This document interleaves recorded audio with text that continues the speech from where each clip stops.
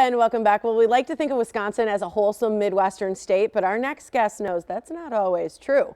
Joining me now is historian Anna Lardinois from Gothic Milwaukee, and her most recent book is Storied and Scandalous Wisconsin, a history of mischief and menace, heroes and heartbreak.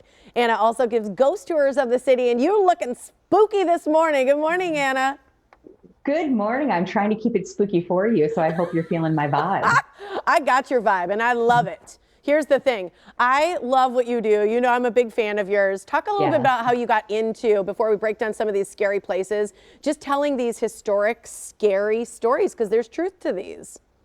Oh, all of them are research stories based on factual things that happened in our city's history.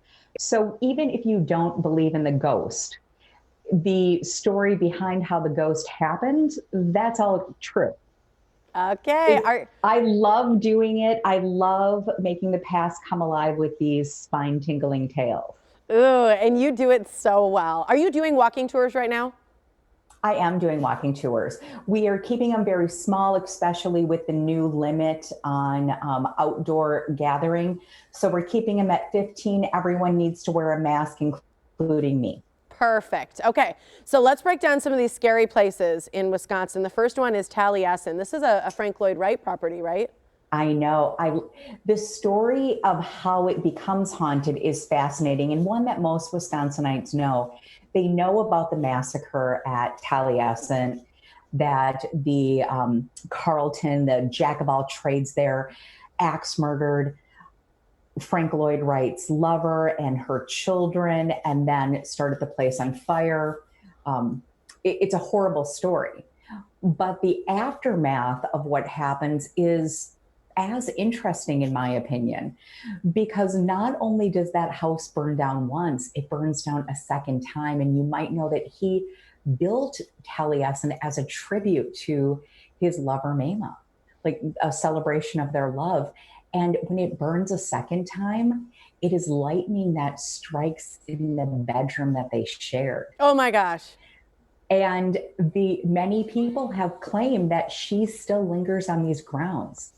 They claim to see her looking rather serene in a pristine white gown around the cottage on the grounds, just frolicking. And her gravesite is there.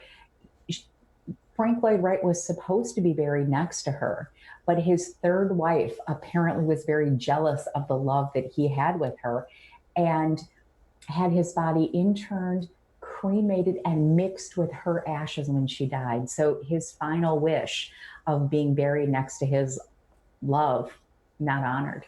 Oh, just hearing you tell that story, I have goosebumps. It's like the hair up the back of my neck is standing. I love the way you do this. Okay, I want to make sure that we get through these. So I want to go through the next one. Sure. This one is all about ghost bodies washing up on shore. This is a wreck of the Phoenix near Sheboygan. Yes, so it is one of the worst maritime disasters that happened on the Great Lakes. The ship is a wooden ship that bursts into flames, and it happens in November. So all of the passengers have to make a decision.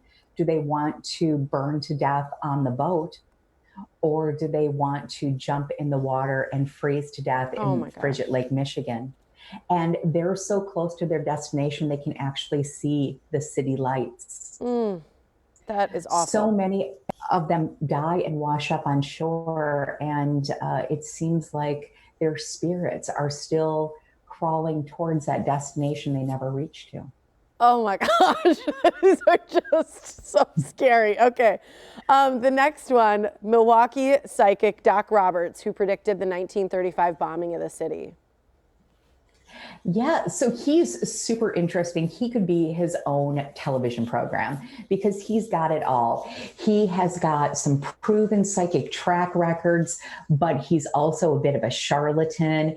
He has lots of romantic problems. He is a tale within itself, but he becomes a Milwaukee legend because he correctly predicted we were going to have a series of bombings in 1935.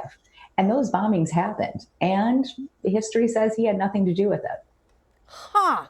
Wow. Okay. How do people learn about him? Is it just sort of all online now, or how did you learn about him? Well, He is part of Milwaukee lore. And so I've written about him in the past, and I gave him a bigger section in this new book, if I can just show it, Milwaukee Ghosts and Legends. Love it. That he's in there because once I started doing research on him, because I was interested in the 1935 bombing, then I saw that he was in the paper quite a bit.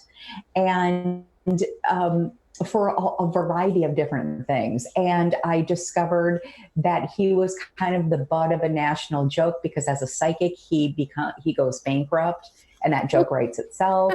He correctly predicts his own death due to natural causes. And some people still use him today as evidence of that psychic phenomena is real. Wow. So he's a fascinating character. Yeah. Love it. I love psychics, so I think that's great. The next one's in Door County, and this is a bar, right, that's famous for their bitters. Right. So if you've gone to Door County, you might be a member of the International Bitters Club. And the bar has a really interesting history because they were able to circumvent prohibition laws by serving bitters because it has a high alcohol content, even though it's very difficult to drink. And the man behind all of that, Tom Nelson, thought to still be lingering his very famous bar. Apparently he was a bit of a flirt in his lifetime, and maybe he's a little bit of a handsy ghost with the ladies in his death. Ooh, that's a good one. Okay, we're out of time, Anna, but I've got to ask you our sound off question. It's where would you be too scared to spend the night? Because I know some of your thoughts behind being scared. Well, for me, for sure, it's going to be City Hall. Oh, okay. Yes. Why? And give us a brief why. Well, there's lots and lots of ghosts. It's the site of many a storied death. And I think that spirits don't rest comfortably there. So it wouldn't be for me. I'd be too afraid. I love it. Okay, people can get your book anywhere books are sold, right? At Boswell, locally as well. So great to see you. It's gothicmilwaukee.com. That's where you can find out about the walking tours and everything that Anna does. You're the best. Thanks for joining us. Thank you so much for having me. Have a great day, Tiff. You too.